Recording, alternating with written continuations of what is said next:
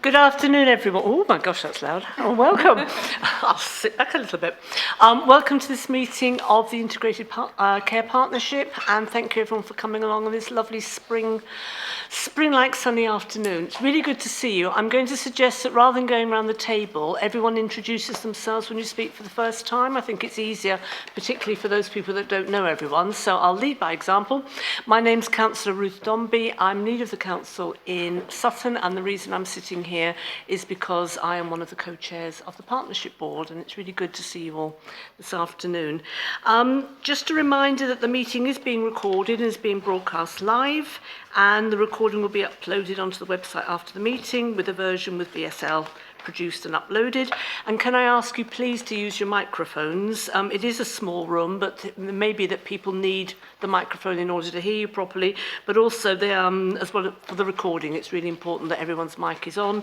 And there is a hearing loop available if anyone needs to access it. And can I remind everyone that this is a meeting being held in public, not a public meeting. We all know what that means. But let's do our best, please, to avoid jargon and acronyms. I know it's really easy to fall into the habit, and there are some bits of jargon that we don't even consider jargon anymore, but let's bear in mind that for some people it won't be clear. I know there is a glossary of terms available on the website, but if there is anyone here today that hears a piece of jargon or acronym and you're not sure what it means, please put your hand up, because I can bet you anything you won't be the only person in the room. So feel free to ask. We will be taking questions from members of the public at the end of the meeting. We haven't received any questions in writing beforehand, but if time allows at the end, we'll see if there are any members of the public who want to ask any questions. And presenters have been asked, please, to treat all papers as read. There's no need to go through the whole paper. We have spent some time going through them. You just need to highlight the main points so that there's more time for discussion. And can I in particular welcome our new voluntary sector representative, Zara Miloko, to her first meeting. Very welcome, Zara. Do you want to wave and everyone knows who you are? There you are. Thank you very much, and thank you everyone. Yes, I started about 8 days ago, so I'm pretty new, but I've been working in the voluntary sector. I know a couple of you for quite a few years. I won't say how many. And it's a pleasure to be representing the 6 boroughs. Thank you, Zara. And it's a big task you've been given, representing the whole of the voluntary sector across the whole of the 6 boroughs. But we're all with you, and we'll be able to have our own input as well, because obviously we've all got those connections. But thank you for taking on that role. It's really important. We've had quite a few apologies. We've got apologies from Joe Farah, Douglas Flint, Sukhinder Kaur Stubbs, Sharon Catillo, Councillor McCabe from Merton, Councillor Hopley from Croydon, Councillor Henderson from Wandsworth, and Councillor Hamid from Kingston. We haven't had any further apologies, and Piers, do join her. So without further ado, we're on to item 2, declarations of interest. Can I ask anyone if there are any members who need to declare any interest not already on the register of interests, and if so, to speak now? Don't see anyone indicating. If any interests do arise as we go through the agenda, please do let us know. But can we note the register of interest, which is clearly up to date? Thank you. We're now on to minutes, action log and matters arising. So the minutes of the previous meeting held on the 12th of January included for approval. Can we all agree they're an accurate reflection of the meeting, please? Thank you. And there were 2 actions from the last meeting, both of which have been closed, so we can approve the minutes. Thank you. And that brings us on to the first substantive item, which is the revised terms of reference. The main point, I think, Andrew, being about to explain to us that even with 2 co-chairs, sometimes we have a bit of an emergency. Yep. I'll hand over to you, Andrew. All right, thanks, Chair. So this is just a brief item, I think, for us to approve.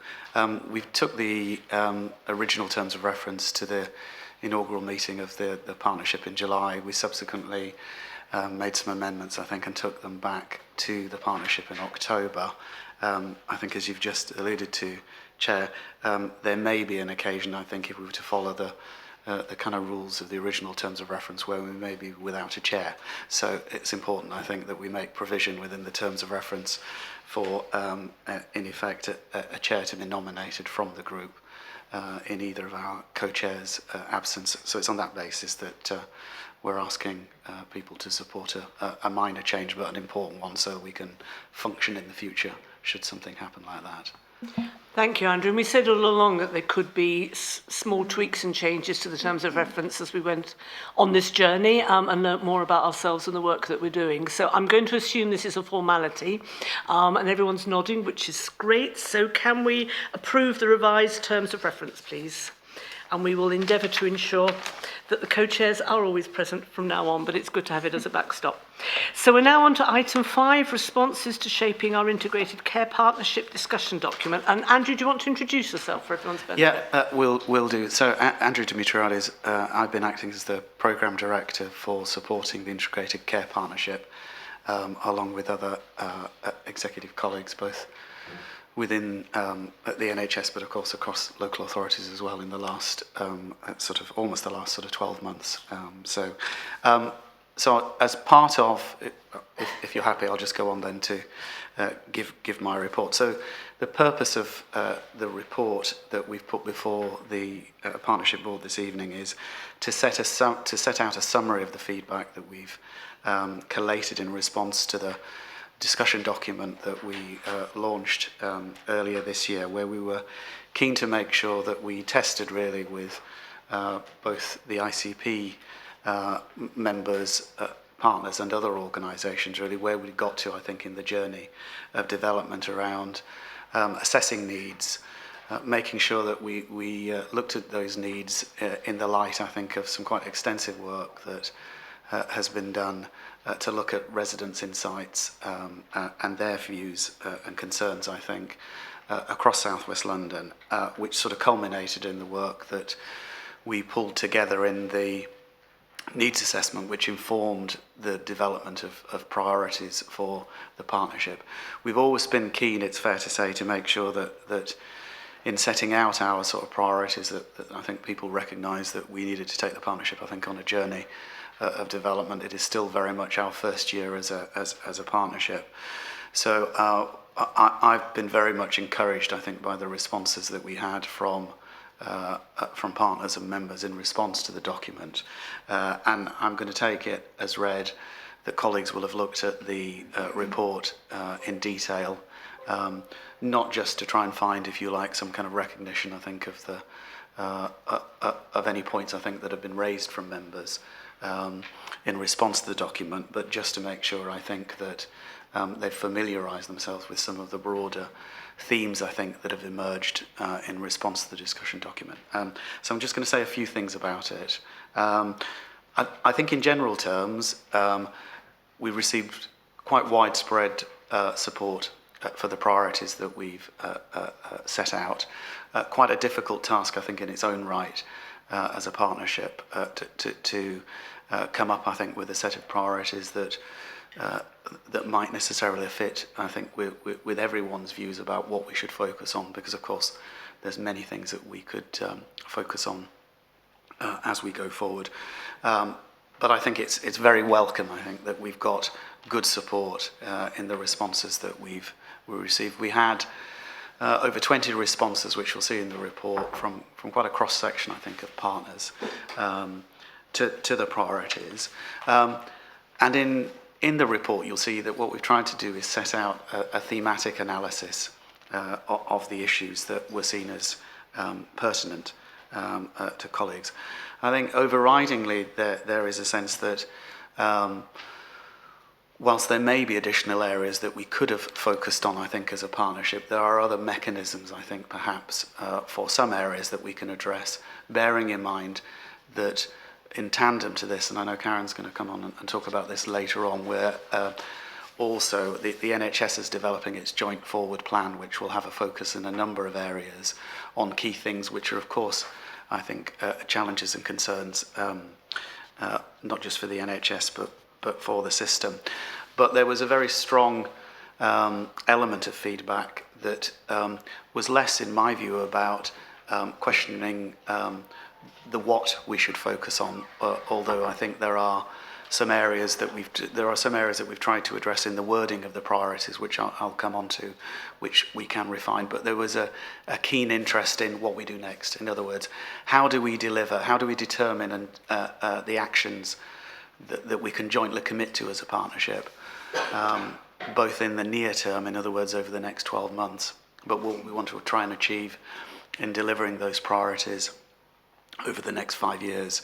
And it's important that people, I think, just remind themselves that this is a strategy for the next 5 years. It's not an operational plan, but we will refresh on an annual basis the strategy and hopefully give some measure of what we've achieved. So I think the report I'll take as read. Happy to take questions on any of the specifics that are in the document. And through you, Chair, we can perhaps just work through any questions or issues that colleagues might have. Thank you, Andrew, and thank you for all you and the team to all the work that's gone into this. It is a lot of work, and I was pleased to see the level of responses. Lots of responses from organisations representing lots of people. So I think we can safely say that the responses cover several thousand people living across our area. And there's a good geographical spread as well. I did a quick check just to make sure that we've got all 6 boroughs feeding in their views. And I do like the way you set it out, what we heard and what we're going to do as a result. That's something I'm going to take on board for some of the work I do on the day job, I think, because that's a really interesting way of setting out, this is what you told us and this is what we're going to do about it. So happy to open up for discussion. Obviously, people have had lots of opportunities to have input, but any considerations, any thoughts about the document where we are at the moment would be really helpful, because we're not going to just sign it off on the nod. Yes, Mike, do you want to introduce yourself? Yeah, I will do, Chair. So I'm Mike Jackson. I'm Chief Executive of Richmond and Wandsworth Councils, but I'm on the Partnership Board as the representative of all the local authority Chief Executives in the system. I mean, firstly, I just wanted to endorse, I think, the view you presented there, Andrew, which is we feel, the comments that have been made previously by local authorities have been well reflected in the document, and the additional comments that were made as part of the most recent round of consultation. I think the way that you've proposed taking them on in revising the documents also look like the best way to deal with those. So I think it's fair to say we're content with what's proposed here. Talking to colleagues, though, just in reflecting on the document and the paper for today's meeting, there was one thing that we felt we ought to raise, which is, given the statutory duties that pretty much all of the organisations have around this table regarding safeguarding, although there is activity identified in the strategy relating to safeguarding, we felt it might be worth having a more explicit reference to that responsibility that we all share as part of the system. So perhaps, Chair, if that could be something Andrew could consider further as the redrafting of the document, that would be very helpful. Thank you. So, Mike, are you suggesting a specific section or just feed it into the overall narrative? No, I don't think there's a particularly explicit reference to that responsibility that we share as a system, and just finding a way to weave it into an existing element of the document would be fine. We're not looking to add a priority or a section. It's just somewhere a more explicit reference to that safeguarding responsibility that we all hold would be helpful. That's really helpful feedback. Thank you. Yes. Thank you very much. I'm Brenda Scanlon. I'm from Croydon. I thought it was a really useful paper, so thank you very much for that. One of the issues I just wanted to check out is part of the feedback. At this last meeting, we had a very useful discussion on why workforce is one of our key priorities. And in a way, excuse me, with Sam being here, we had the presentation on some of the issues affecting social care as well. So this is, it's a curious point for me, but when I read this on page 37, sorry to be so detailed, but it does say, some stakeholders requested that we extend the workforce ambitions in year 1 to include social care. And I was curious about whether some stakeholders are because people generally see the NHS pressures as a higher issue in terms of workforce, or whether perhaps some of the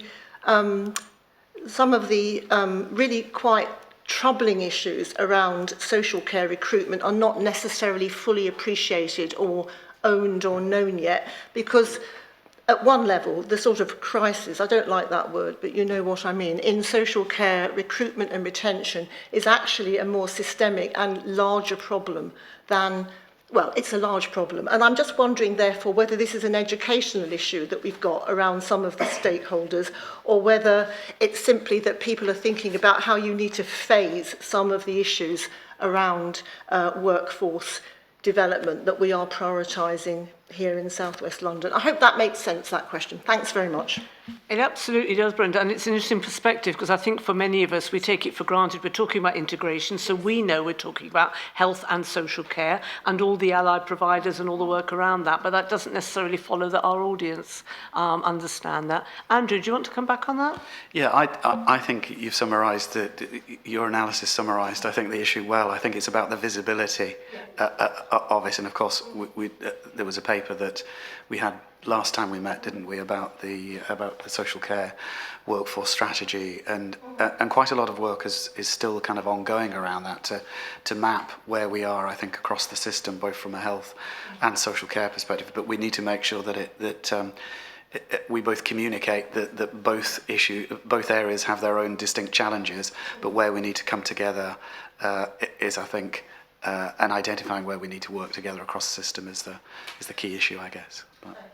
But also probably spelling it out more. So when we talk about workforce, we know what we mean, but we probably need to be more, to have greater clarity, because we're assuming that everyone is on the same journey that we're on, and that doesn't necessarily follow. So thank you for raising that. Sarah, introduce yourself. Sarah Blow, I am the Chief Executive Officer for the Integrated Care Board in South West London and the Chief Executive for the ICS South West London. I do think there's an opportunity. We are going to talk later about the day that we're going to do on the 24th, and I think there is an opportunity there for us to flesh out exactly what we do mean and the deliverables that we want to associate with that. So I think what we can do is we can put some wording in the priorities and the strategy, but I think the most important thing will be the delivery plan that is attached to that and how we make sure that we focus in the right way together. So I think perhaps we think about how we do that through our meeting on the 24th.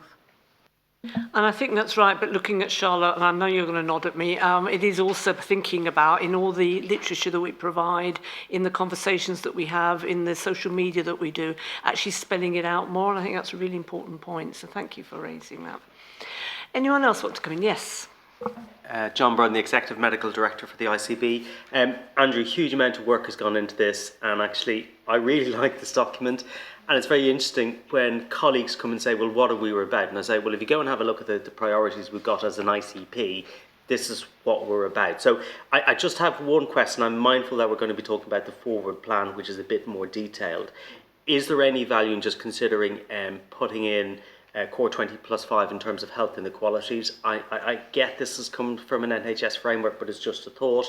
And in terms of cross-cutting priorities, I'm just wondering at an ICP, should we we mentioned tackling racism, but should we just be crystal clear about embedding an anti-racism framework, whatever that will look like over time? So those are just two thoughts that I have. I won't die in a ditch over them because I think they come out of the strategies and the plans to date, but they just might clarify and help us going forward.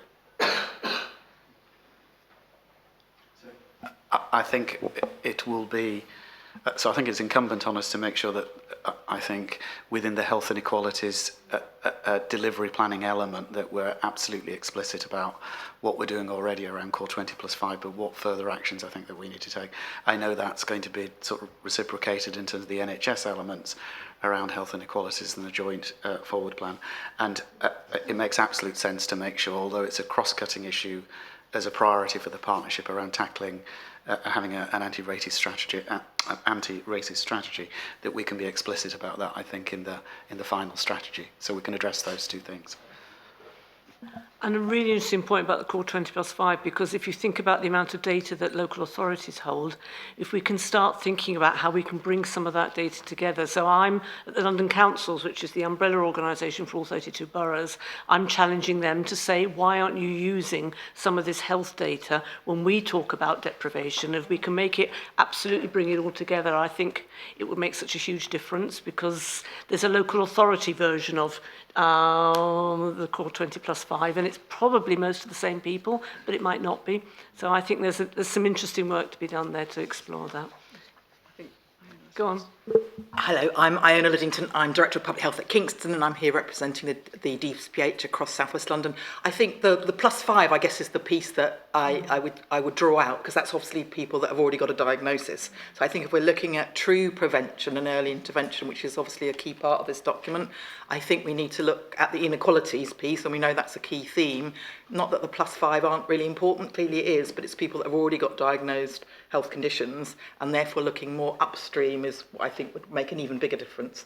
And it is those local authority things like housing, education, employment opportunities that will play into that. It's not just health. We're going to really narrow health inequalities. We need to look at those wider inequalities too, which I do think come through strongly on the document, but I think the planning day we've got to go from the sort of high level, this is what we're agreeing to, that consensus that I think John reflected, it's really good news, but I think it's the taking it down to say what actually are we going to work on together to make the biggest difference in South West London, what's going to happen across South West London and what's going to happen at borough level, and being really clear on that, because without that clarity we'll keep clashing as it big footprint, smaller footprint, and what that looks like. I think that's right, and without getting too big brothery about it, you know, local authorities know who we're delivering Meals on Wheels to. We know who have assisted refuse collection. You know, there are groups of people, and it may be that they don't need any more support than what they're getting already. I think we learnt with the clinically extremely vulnerable over COVID, you know, going through ringing those individuals who were on the list and understanding about 50% of them didn't need extra support, but there were quite a few in the other 50% that we didn't know about. So there's a real potential there to give people that support early on. That means that then they continue to lead their independent lives. Sarah, do you want to come in?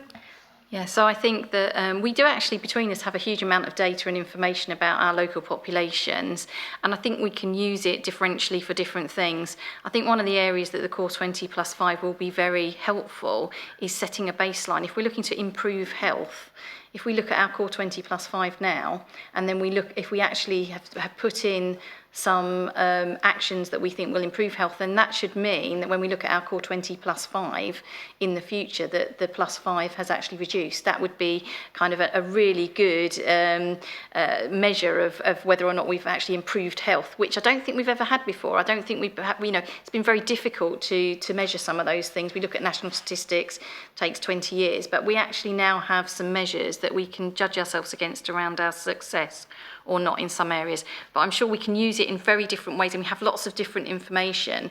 I think we do need to work on together our data strategy around how we bring it all together, and we are using the data that we have in a way to actually inform what we do. So that might be one of the things we want to think about as well. Thank you. Karen?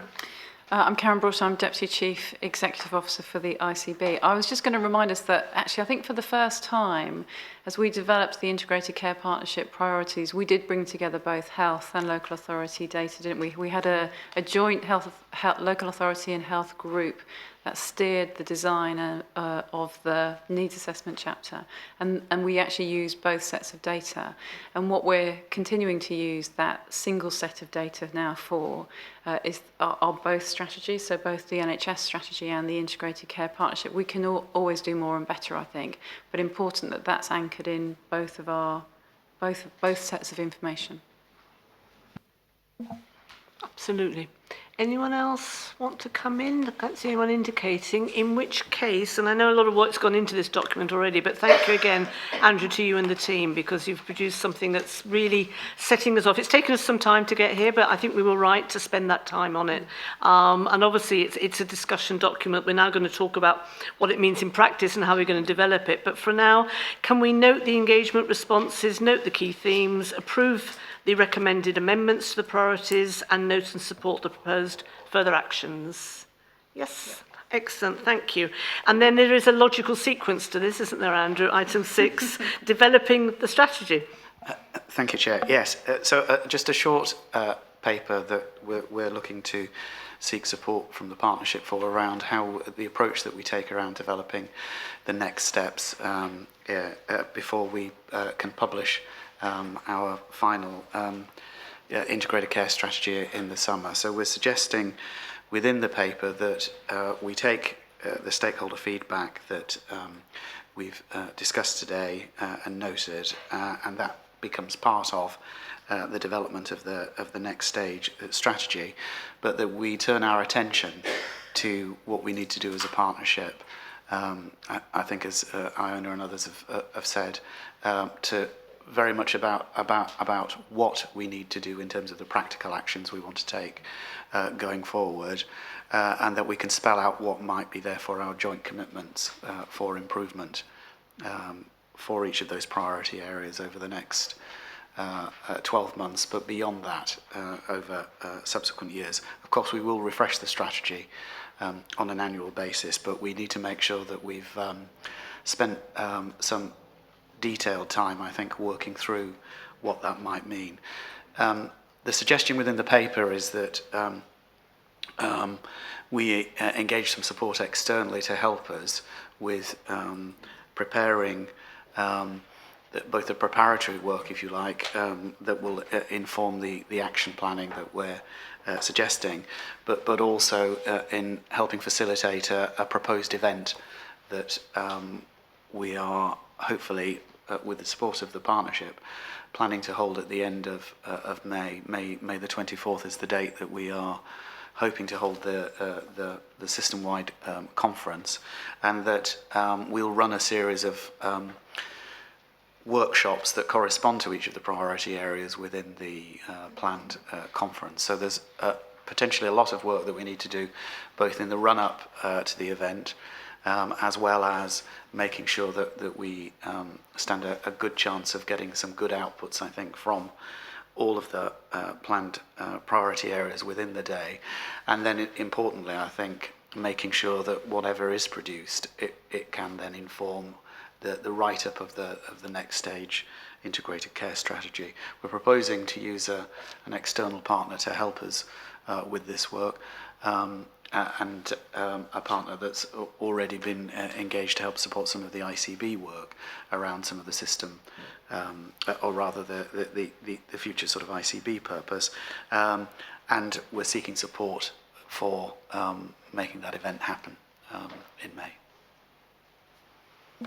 Thank you, Andrew. And I recognise it's a big ask, could take a day's out of people's working week, but I think it is an important and constructive way of taking the strategy forward and thinking about what does this look like in practice. So I hope everyone will be able to attend, or at least to ensure that there are the appropriate people there in order to do the more detailed work. Any comments on this particular item? That's a first. Means you've covered everything, Andrew. Well done.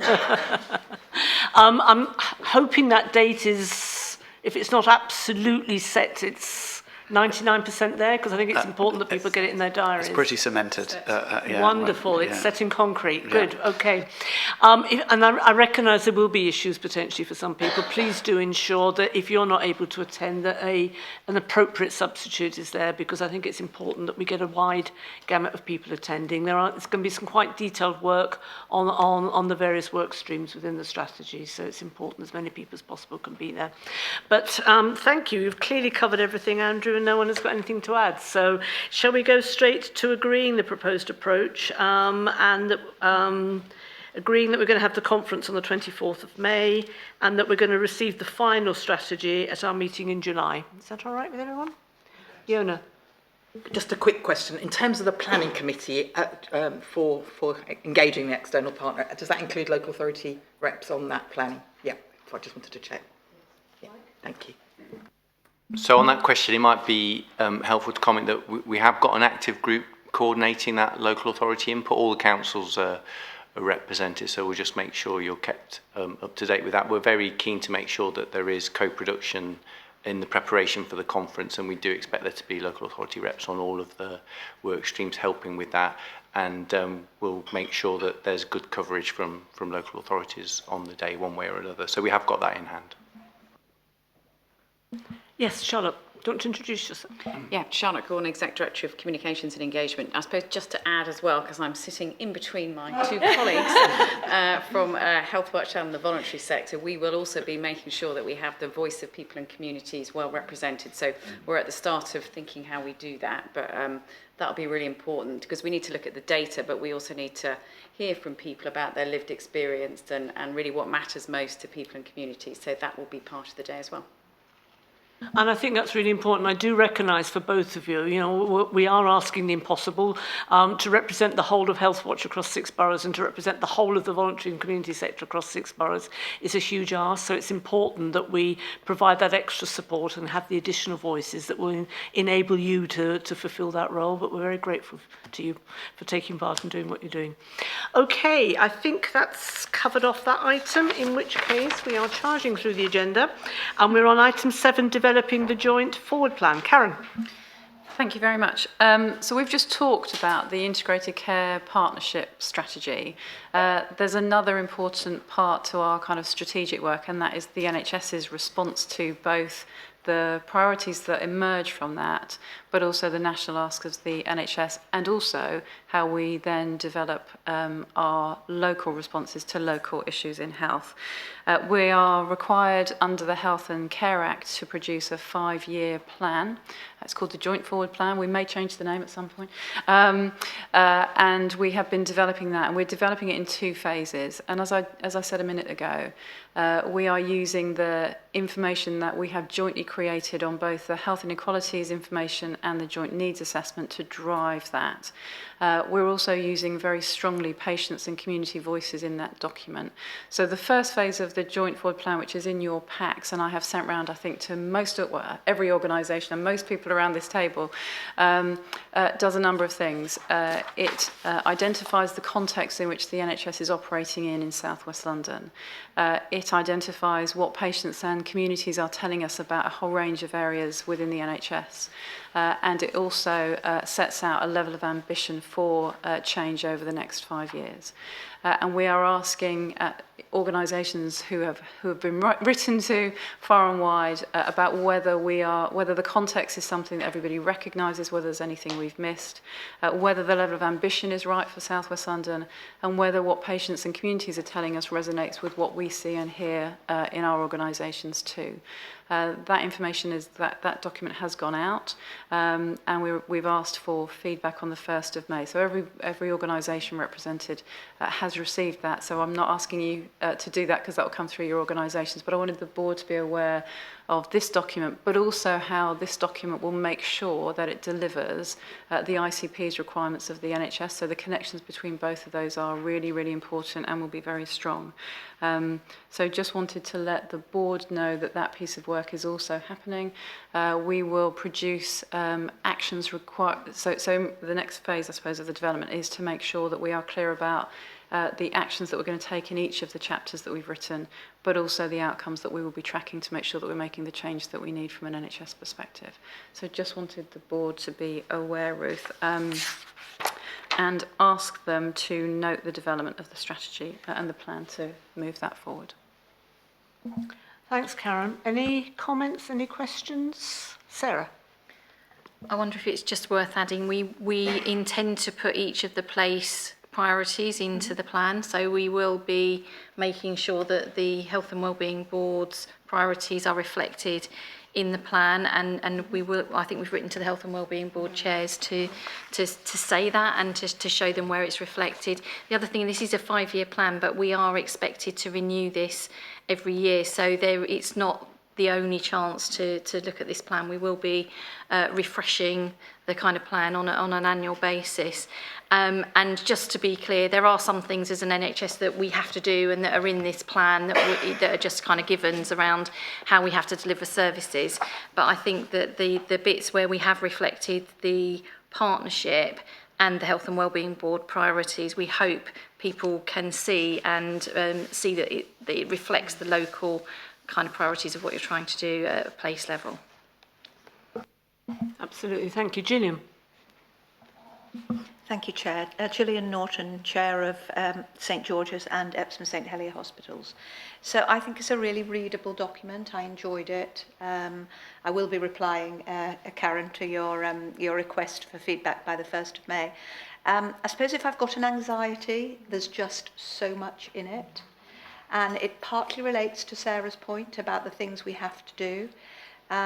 But it's really difficult when you're doing these kind of documents to cover everything, but also to make it actually deliverable. And I suppose my anxiety is, can we really do all of this, however clever we are about working together, at a time when we're taking very significant levels of resource out of the system?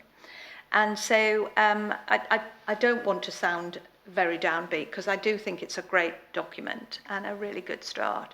But I just wanted to flag up that anxiety about the sheer scale. You know, everything is in there, and we all know that if everything is a priority, nothing is a priority. So I just wanted to kind of put that into the debate, as it were, recognising all the challenges of the things we have to do. So I think, I mean, you know, there's lots of people that would share that, Gillian, isn't there? There is a huge amount to do. I think the piece of work that we will have to do, so this will set out what we're trying to achieve over a 5-year period, but as you say, we've got challenges along that way as well, haven't we?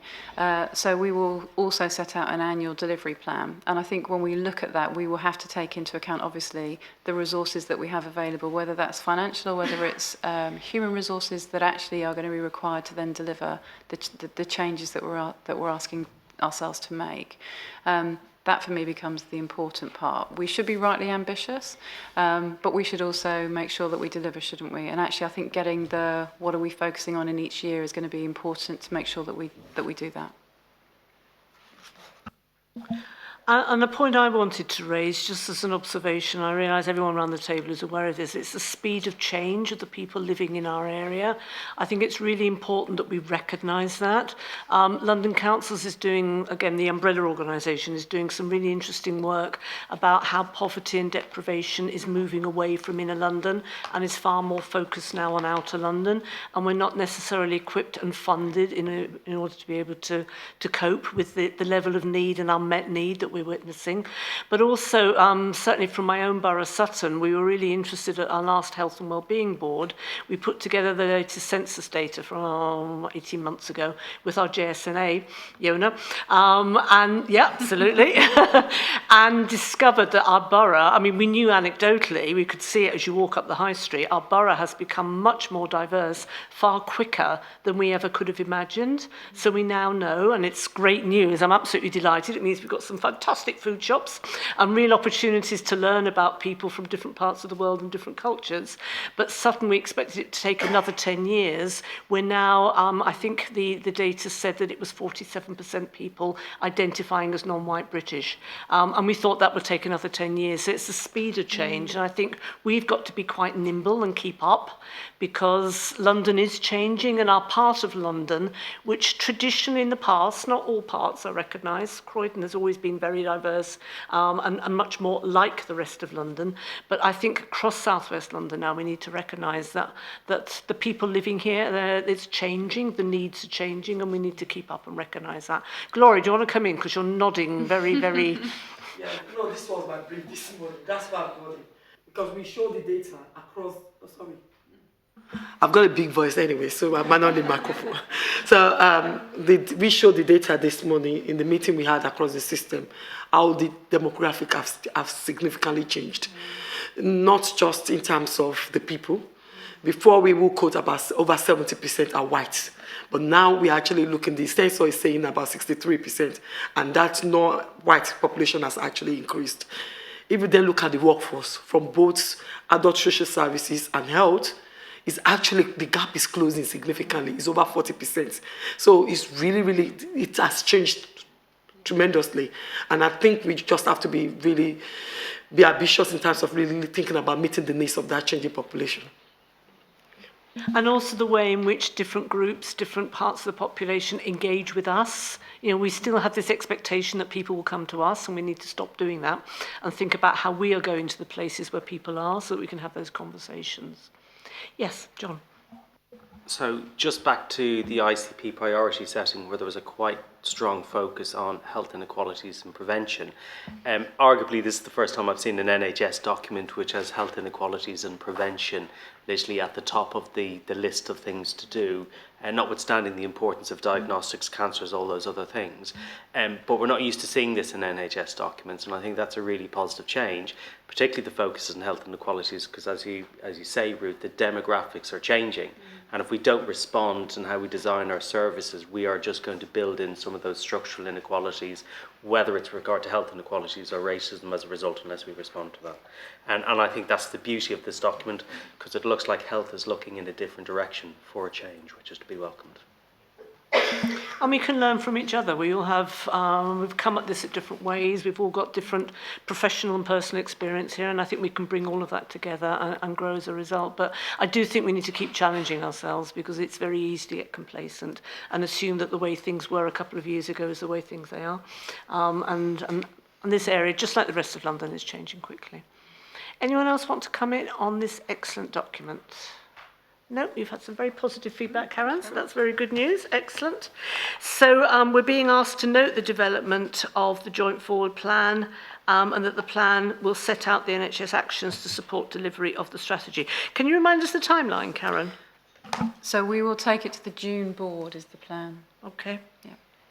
And then it's signed off, sent off, and sorted. Right, excellent. Okay, so we're now on item 8 and the Innovation Fund process and timetable. And I'm pleased we're talking about this today, because we promised last time, there were understandable reasons why the process, we were only just being set up, so it wasn't possible to do it quicker.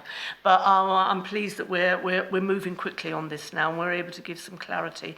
So Karen, do you want to introduce the item? So we board members will remember that we created an innovation fund, investment fund, made up of 2 parts. One, an innovation element, and also health inequalities element. And we specifically took action on those quite quickly towards the end of last year. This particular element focuses on the innovation part. The health inequalities review, etc., will follow. And we discussed changes to the process that we proposed last time we met. But Ruth nudged me to go even faster. So the proposal now is that we make a small tweak to the agreement that we made last time, which is we bring forward in April a kind of event where we begin to talk about the Innovation Fund. And the Innovation Fund, just remembering that we are creating that to deliver the Integrated Care Partnership strategic priorities. So last time we ran it was around winter resilience. From now on, it will be how are we going to use this fund to deliver the ICP priorities. So it's a small tweak, but it is to begin those conversations as quickly as we can, while the Integrated Care Board agrees its budget and the funding for that investment fund as we go forward. But it's to get ahead of the process, really. Thank you. And Zara, I promise I'm not going to put you on the spot, but it would be helpful to have your feedback if you had the opportunity to speak to other groups, just to have a sense. I realise you've only recently imposed, so I promise you I'm not putting you on the spot. But it'd be good to have your feedback, and also from Health Watch as well, obviously, just to get a sense. But does anyone want to come in on this particular item? Unless Zara, if you'd like to come in, they'd be really welcome. I just wanted to say, I was looking at the document, it's amazing, a lot of information, a lot of data. For me, the most important part in each section is, how do we do it? And that's where the voluntary sector groups can really help, because looking at the priorities, we can think about voluntary sector organisations that have that expertise across South West London or in certain places, and we can actually, capture it. So I think that would be definitely the next step for me, to go to those groups and ask, for feedback and then bring it back. That would be really helpful, but also some feedback about the process, because there has been some learning from last time. We do ask an awful lot of relatively small voluntary groups who aren't hugely resourced to be able to come up with innovative ideas and how they're going to deliver them, and then actually do it and not give them very long to do that. So I think that's important that we learn from previous experience and get better, because as you say, the input of our voluntary organisations can make a massive difference in helping us, ensuring that we deliver our own priorities. Sarah, do you want to come in? Yeah, so I wouldn't be doing my job if I didn't say this. We haven't actually signed this money off yet. I am acutely aware that as an NHS we are in a very difficult financial position at the moment. We want to protect this money. We would like this money to be made available for the system, but we haven't got an absolute agreement yet. Number one, it does have to be signed off by the board, but number two, we haven't yet agreed our financial plan with NHS England. So we are in that position, and our financial plan won't balance this coming year. So we are in a difficult position financially. This is fully funded by the NHS, to be clear. And so I have to just put that in as a kind of caveat around this. So we want to start this, we want to do it, but I am in a position where I can't actually confirm the funding yet. So just so people are aware of that. And I know Helen is just keeping an eye on me, my Chief Finance Officer down there, to make sure I'm saying the right things. I know that look, Helen. Can I just check there how that's going to work in practice? Because if we wait for the board to sign it off, and obviously we've got an issue around the budget, we're going to be in the summer. Yeah, I mean, we are taking a risk in starting the process, to be fair, but I think we should. I'm looking at my health colleagues to make sure that we try together to protect this fund, because I think it's a decision for the whole system, because it's our system that's holding the risk around this, and so I'm hoping that we will get there, but I obviously can't say it's there yet, because we just have not signed it off, and it's not signed off nationally, our budgets. But we're going to start the process anyway. I think we should. We're taking a risk on Can't that. see you, Helen. You're too far away. You're right down the bottom. Yes, we are taking a risk, but I thought I should highlight to the board that it is still a risk, but we will do everything we can to make sure that we try and keep this funding. Okay, quite a few people want to come in, so we'll work round. So, Mike? Thanks. So I wasn't around for the last process, but I've been made aware of the kind of stresses and strains that put into the system, particularly smaller organisations in the voluntary community sector. And I think there's a feeling that there's probably still more that we need to do to help them with that. So if we, in thinking about taking forward the process, we can just think about how we might provide some support to smaller organisations in particular to make sure that they are able to participate effectively, that would be welcome. But we've also got a specific suggestion, which is perhaps we could prioritise those projects that are proved to be successful this year to roll them forward next year, rather than, if you like, add the overhead of starting again. So if projects have operated this year, have delivered good benefits, perhaps we could consider prioritising those in the subsequent year as part of this process. So one of the principles of the Innovation Fund was that it was pump priming and not long-term funding. That was one of the, and we don't have any more funding. So if we start to carry on the schemes that we did last year, which were only supposed to be short-term schemes to cover the winter, that was what it was very explicit about that, then that means that we can't invest in our new priorities for the following year. So I do think, and we haven't decided yet on the absolute priorities, but it's the priorities that we're setting out in our partnership plan, and therefore we would be losing something if we did that, is what I'm saying. So we can make the decision to do that, but it means that we have less money available then for anything new that we wish to do. But we were quite explicit last year that was short-term funding for winter, and actually all of the proposals were supposed to finish by the end of March. So there is an issue there. Yeah.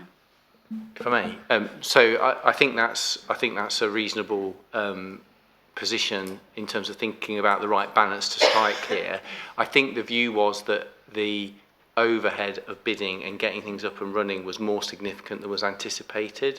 Some of those projects are only kind of really getting going, and if they start to show benefits, it just seems a shame that it's not possible to consider extending. But I can see the counter argument, so I just put that as something to think about in taking it forward. Because these were winter funded projects, and because if they are actually benefiting the local system and we can see savings in the system, then there are other alternative ways of people gaining funding for that, and that would be through their local, looking at whether or not they do actually reduce the impact on the system and so on. So those are the kind of things that people probably at place level would be looking at for those smaller projects. But I do think you'd have to see the evidence for that before you would actually invest in that. It's hard, this is hard. And we could say, yes, we'll continue programmes, but then we will not have new investment, because what we can't do is keep increasing the pot.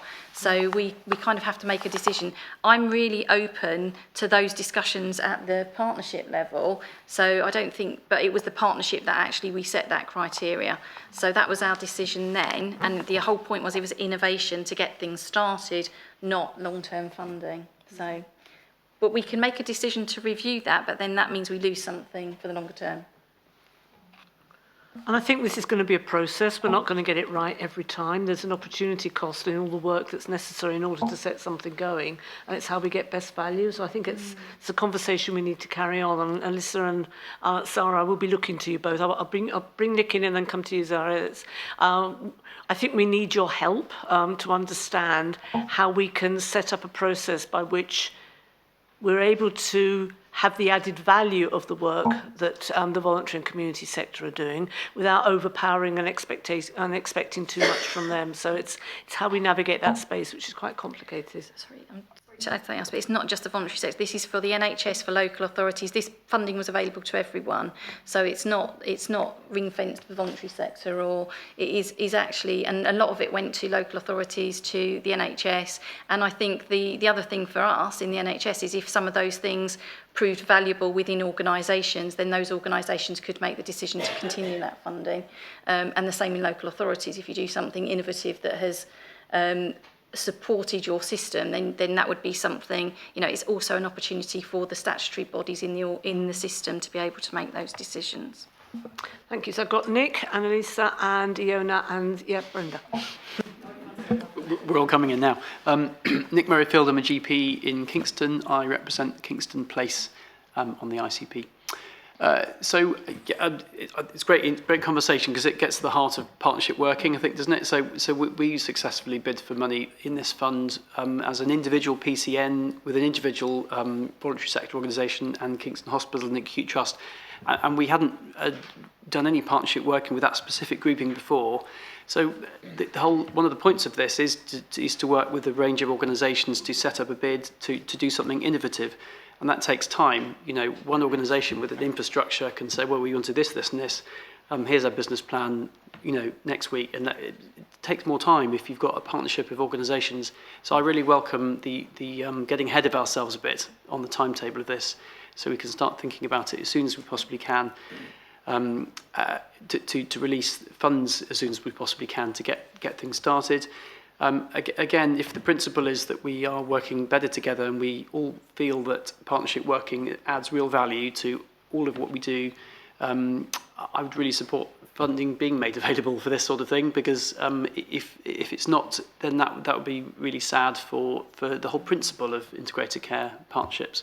So that would just be a bid from me. And finally, going to Gillian's point actually about the kind of breadth of the 5-year strategy, it's I guess onus on us and the ICB to keep priorities as tight as they can possibly be, as tied in with 5-year strategies, 1-year strategies, to be as aligned and as cohesive as possible. So we all then have projects like this, we're all working in the same direction.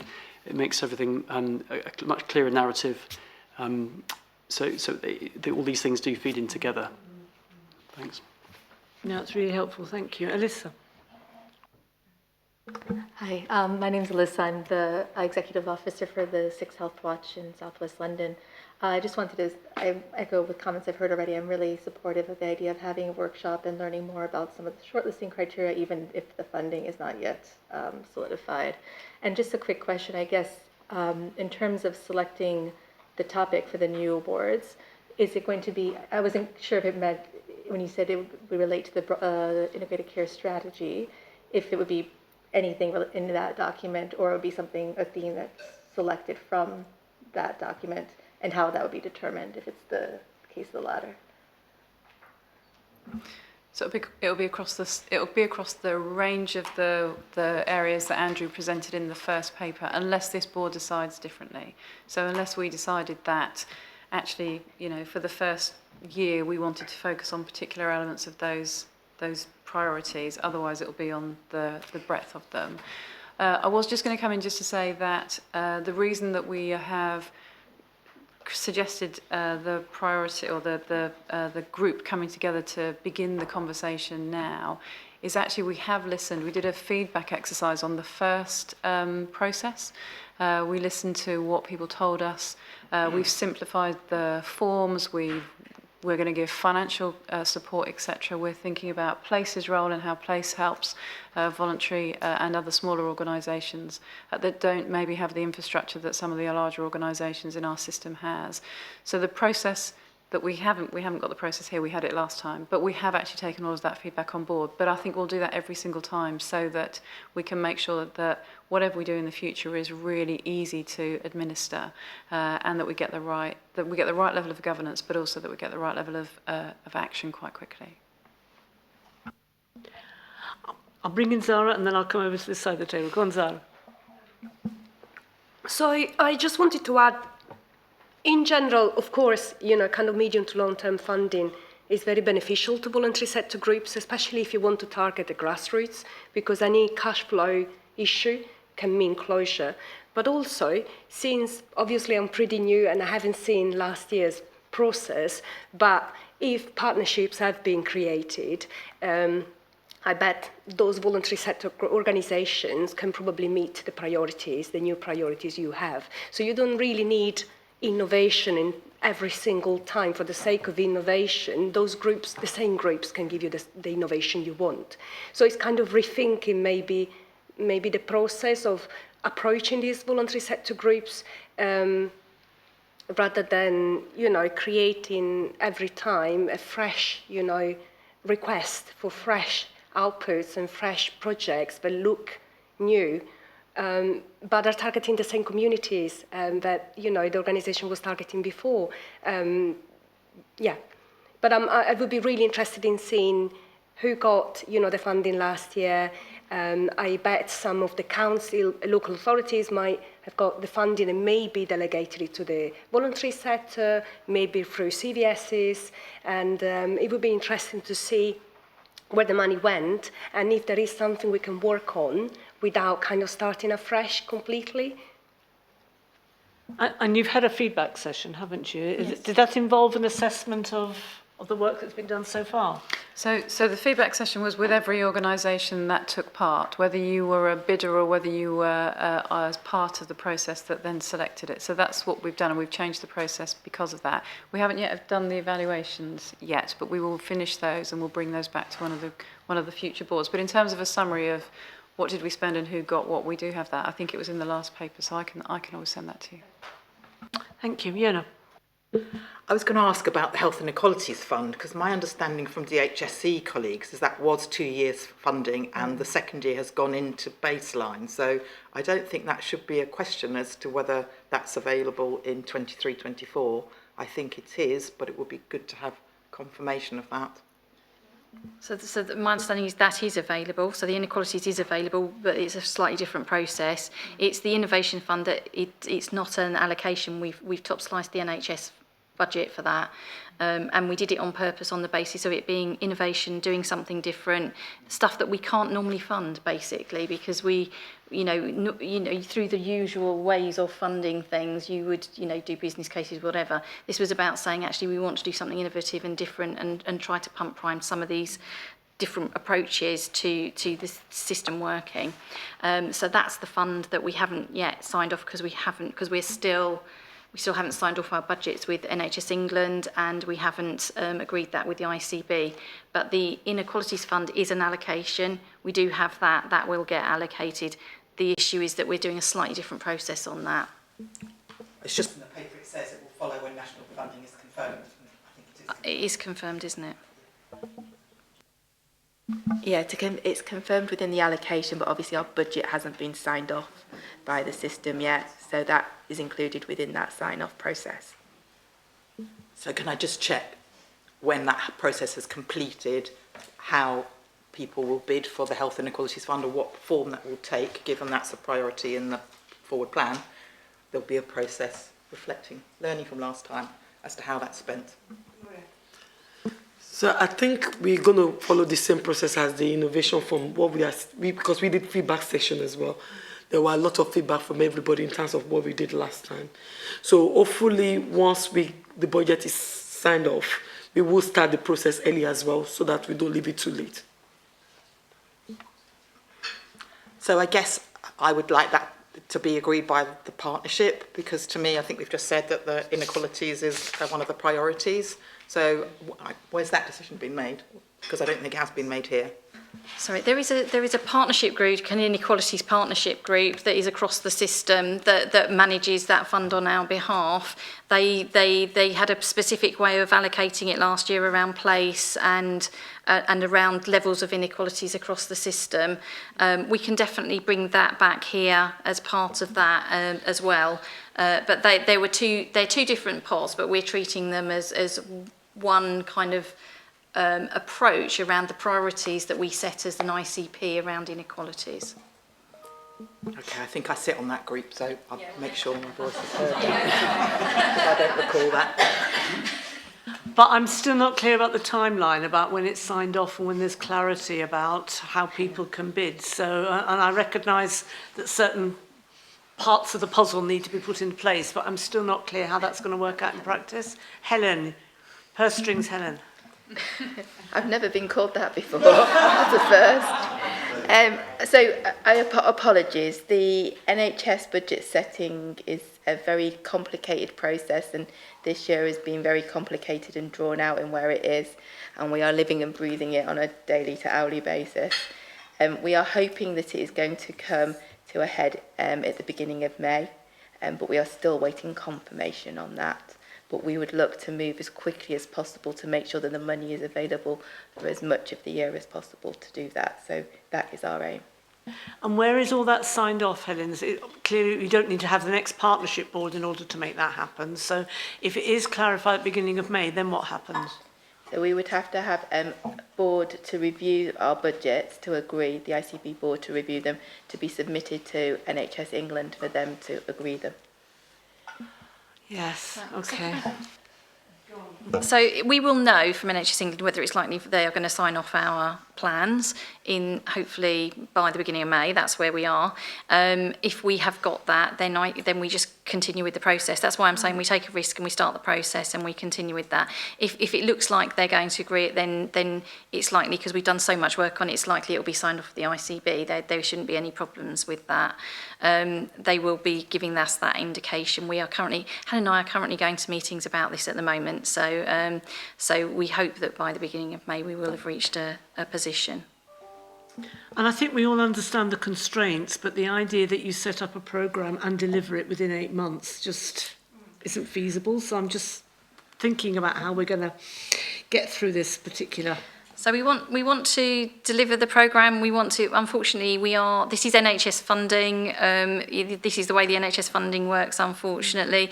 We're kind of going at risk is what we do, and it's what we do all the time in the NHS in order to kind of get to the position we want to get to. And I'm saying that we should be able to, by the time we get to actually implementing the money, we feel confident that it'll be there, so we will. But maybe I shouldn't have raised it as the risk because we haven't signed it off yet, but I do have to raise that because it's not formally signed off. But I think we should just continue the process. I'm hoping by the beginning of May we'll be in a position where we know it's okay and it will go to the May board for sign off. And I know you want to come in, Brenda, but I think Nicola's primed on this particular point, so I'm going to bring you in next. No, to be fair, it wasn't exactly. Okay, so I'll go Brenda next. Thank you. Thanks. Thank you, Chair. I just really wanted to ask Karen about one of the points you've raised, which is we've had the fund so far. We know that there have been problems, shall we say, around some of these projects being able to start. There's been delays in that. In terms of the evaluation overall, though, I'd be interested to know what you'll be looking at, because I think that clearly there's process problems, but there's also what you're looking, what collectively we would be looking for in terms of outcomes. Can they be measurable in the short time scale some of these projects have had? So I think that's one of the issues. You may already have raised that with some of the organisations that bid, but I think it's a really important question to explore further, if you like, when you have that meeting.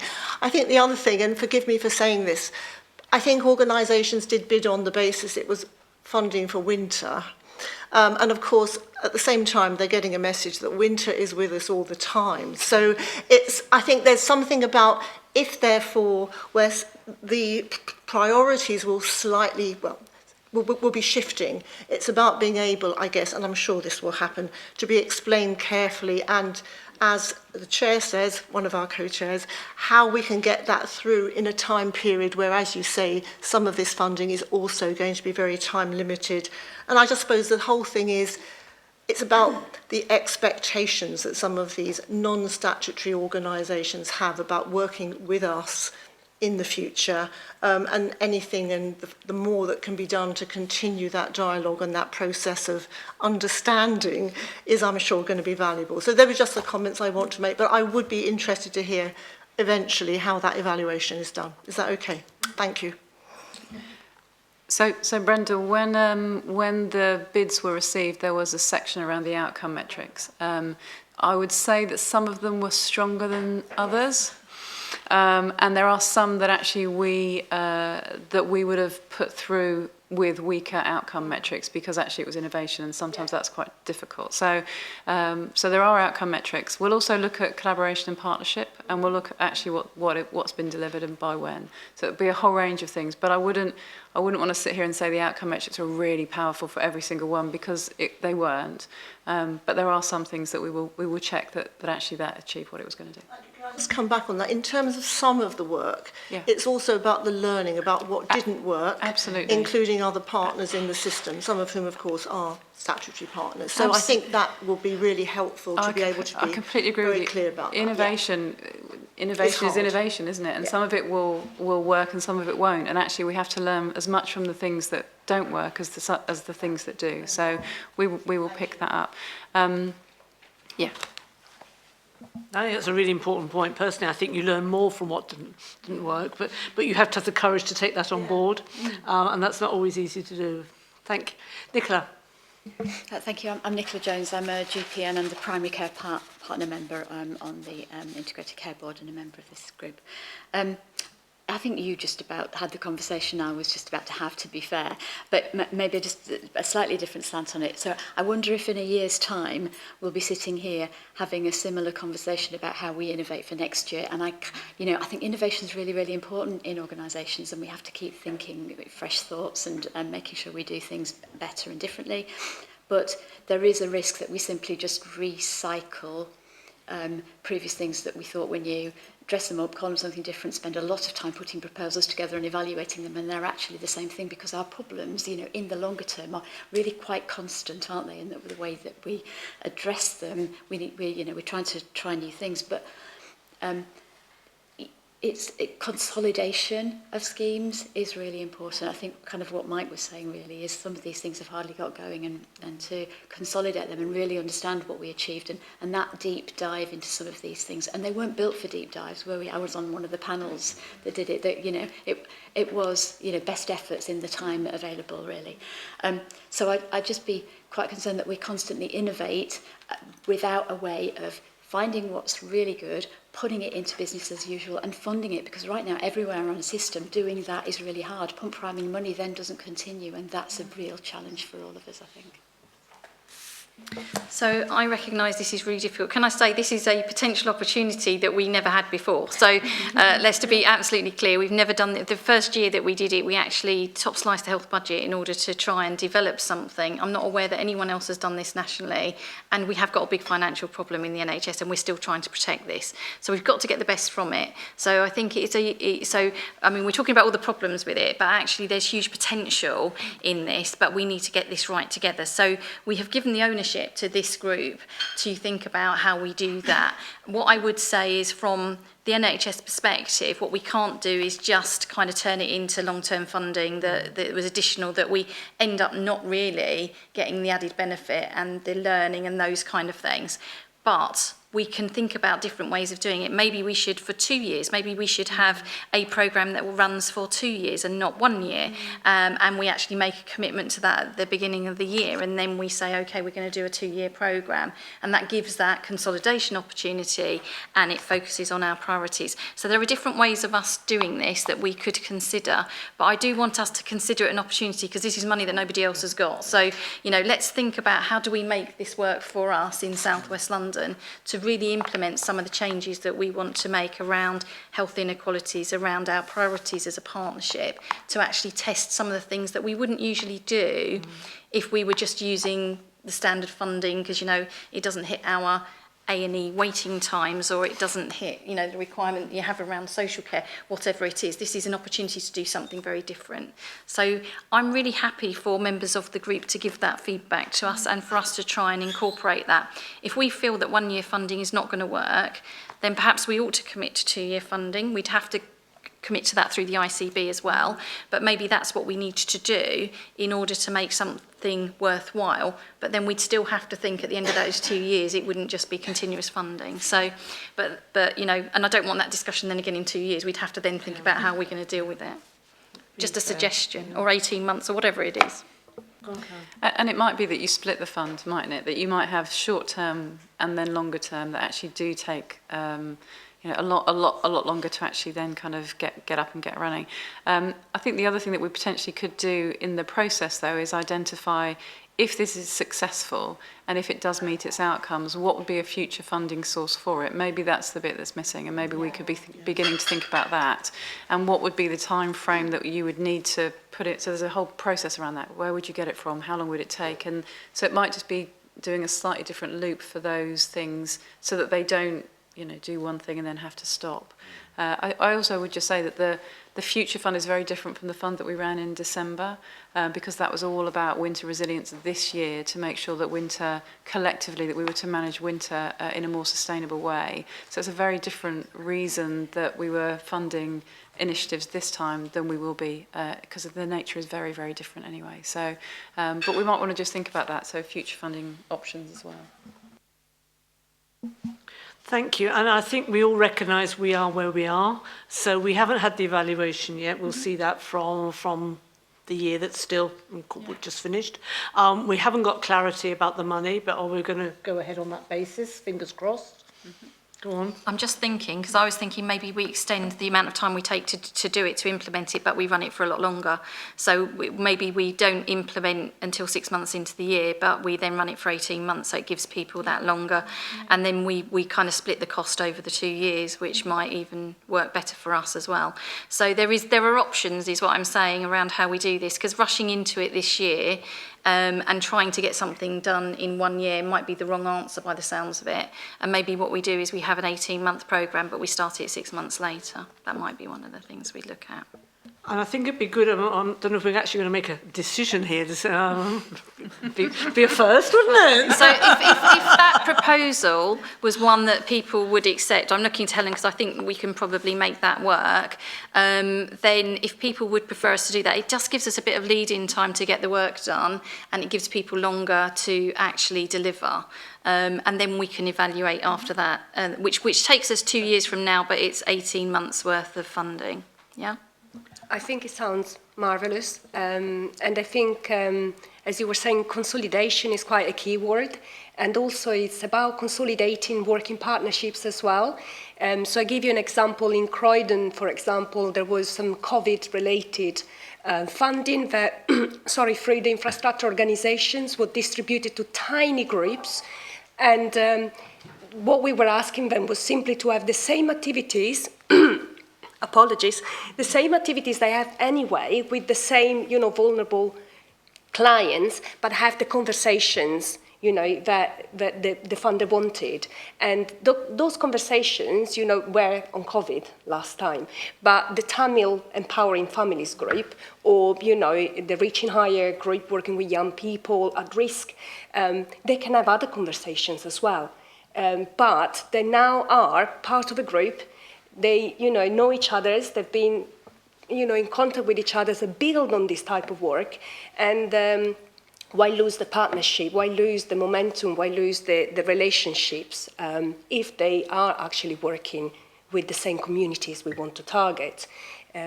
Yeah, and definitely kind of working every 2 years, we probably allow groups to have a longer delivery period and for them, you know, to know that they've got that funding and, you know, for a longer, slightly longer period of time, and maybe we allow deadlines to be a bit more bearable, because unfortunately, as always, you kind of arrive at the last minute, you know, apply by yesterday and start, you know, tomorrow.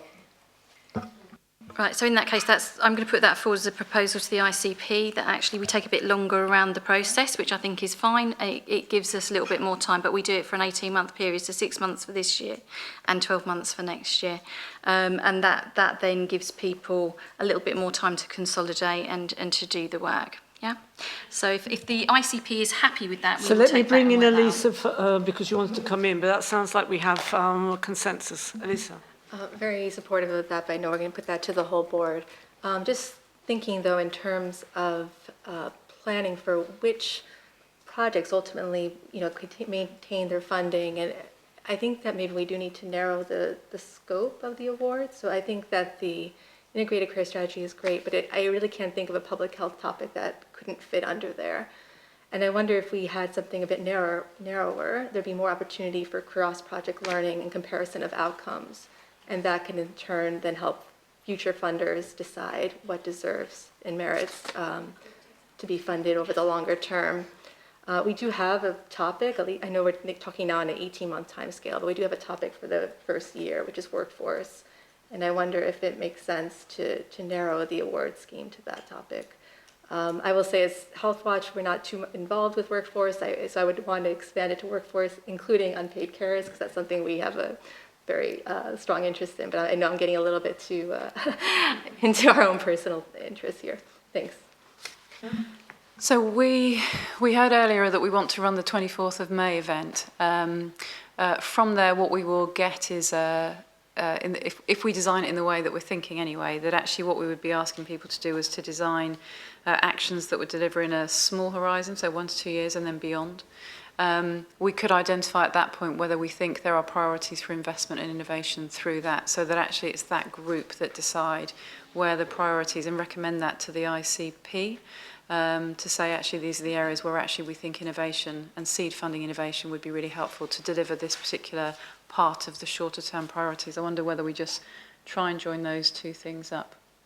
Yeah, so I was going to say we could build it into the 24th, and what we could do is, as part of that, even identify what if it's even a small number, you know, we could do it as part of the day. We'll build it into that day's development if we can, Andrew. That makes a lot of sense. Yeah. We've had a really helpful conversation about NHS funding, and it's small amounts of money, but it's very important.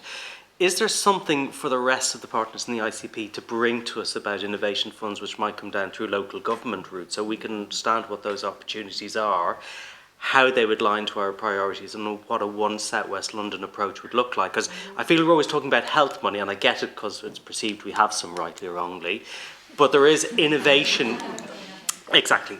But there are innovation funds that do come down through other routes, but we wouldn't be horizon scanning that stuff. So maybe perhaps if the rest of the partnership could think, right, how can we bring all of our collective funding to the table, whether it's innovation, whether it's health inequalities or whatever it might be, just to move the conversation on, because this is meant to be a partnership approach. And one of the things I'm happy to say is I think actually the NHS has been very collaborative about this piece, because we've looked to give money away to everybody as part of this programme, and perhaps maybe that's something we can build on as a partnership. Just a perspective. I think that's a really important point. So if I think about what we're doing across the South London Partnership, which is the partnership of the 5 South West London boroughs, but Wandsworth comes in as well, so it's perfectly matched. We're doing a lot of work around the Internet of Things and how we can use digital and technology in a more intelligent way, in a smarter way. So I really think, I'm looking particularly at Carolyn and at Mike, that's something that we could pick up and just think about opportunities like that, how we can bring them together and work in a more collaborative way. Mike? I agree, and there's no reason why that can't be part of the conversation on the 24th. It's an opportunity to brainstorm what other innovation funds are around that might come in alongside this. Without knowing what they would be off the top of my head, we should have that conversation on the 24th. It's a really productive conversation, thank you. And I think we're absolutely right to give ourselves a little bit more time to set up the process, but then as a result, talking about an 18-month period instead of trying to get everything done within the year. So do we need to sort of have a formal recommendation, or are we all agreed and we know what we mean? So can we have that recommendation noted? Can we just confirm that the rest of the board is happy for us to take that approach? And if you are, that's what we will take to the ICB board around our request around the funding.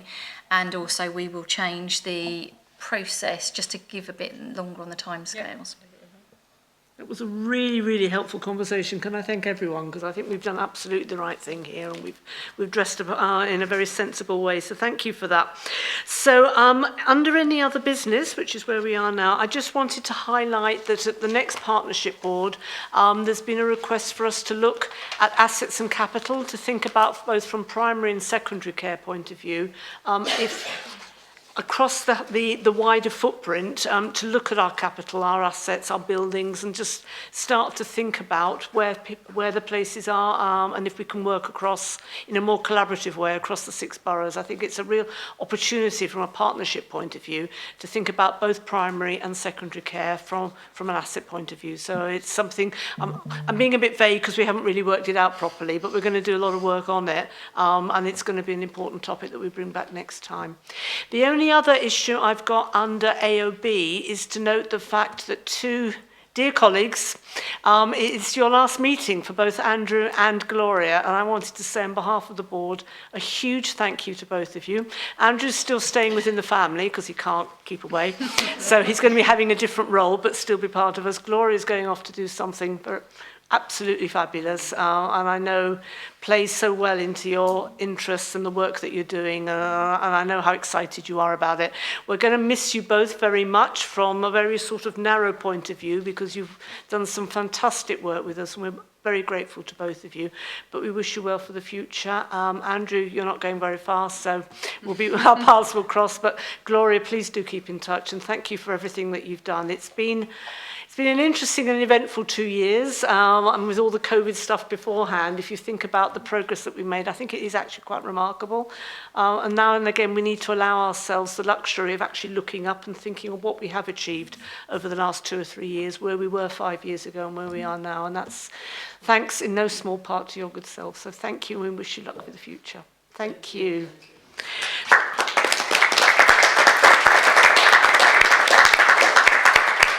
So that's bringing the formal meeting to a close. There is an item here now for public questions. We haven't had any questions submitted in advance, and unless my eyes deceive me, are there any members of the public? Well, there are members of the public. Sorry, I can't see from here. Yes. Would you like to stand up? Sorry, because I can't. I'm going to give you a microphone, so there we go. Hi, Amanda Begley, Exec Director for Digital Transformation at the Health Innovation Network and a member of the public in South West London.